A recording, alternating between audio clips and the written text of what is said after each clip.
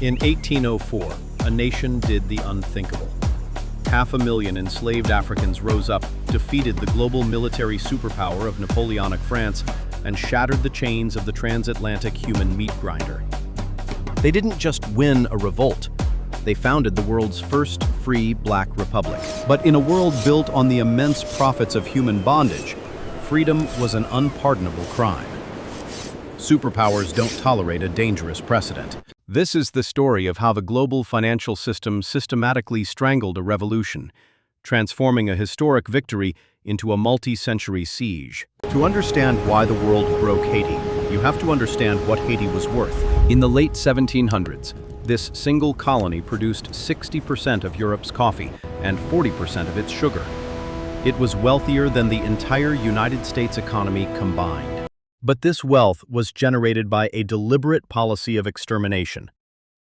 The French calculated that it was cheaper to literally work enslaved people to death within 3 to 5 years and buy fresh imports than it was to keep them alive.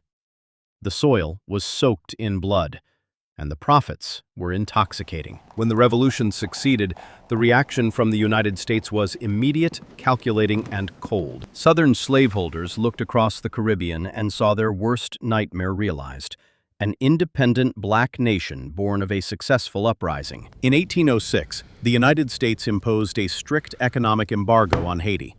Washington completely quarantined the young nation, cutting off trade and refusing to politically recognize its existence. America chose to isolate the new republic to protect its own domestic business model of slavery.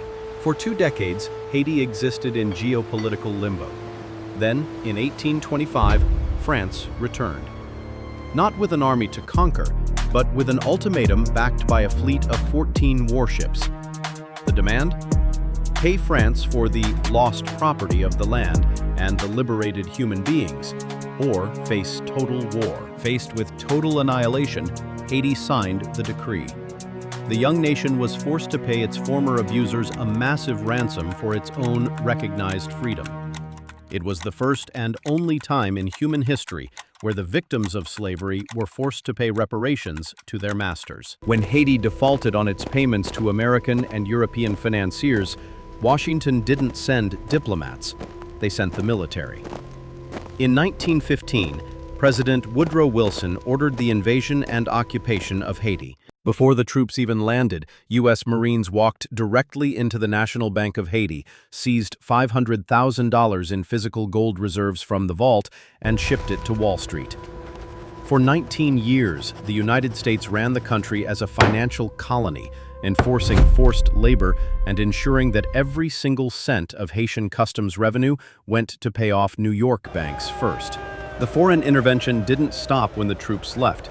In the 1980s and 90s, the International Monetary Fund and Washington forced Haiti to slash its import tariffs to virtually zero as a condition for emergency loans. Subsidized, cheap American rice flooded the market at prices local farmers couldn't compete with. Within years, Haiti's thriving agricultural sector was completely wiped out.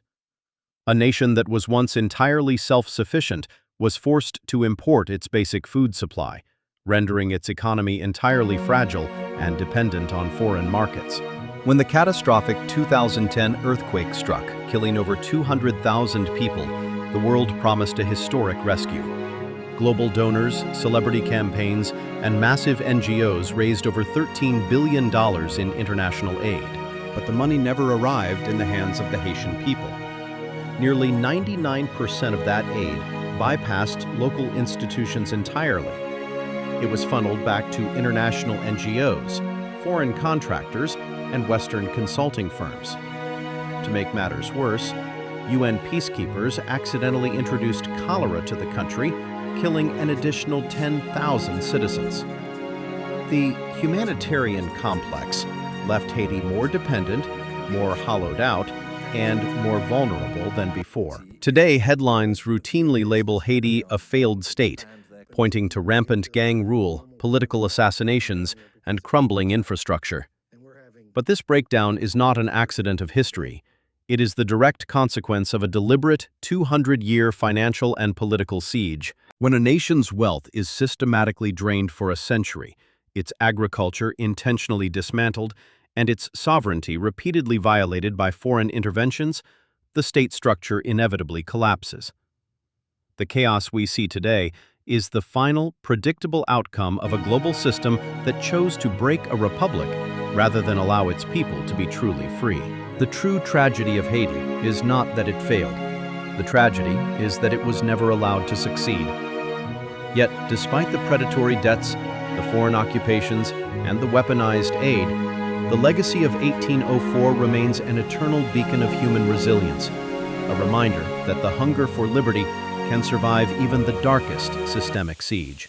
If this journey through one of history's most audacious struggles moved you, be sure to hit that like button, subscribe for more deep dives into untold stories, and share your thoughts in the comments below.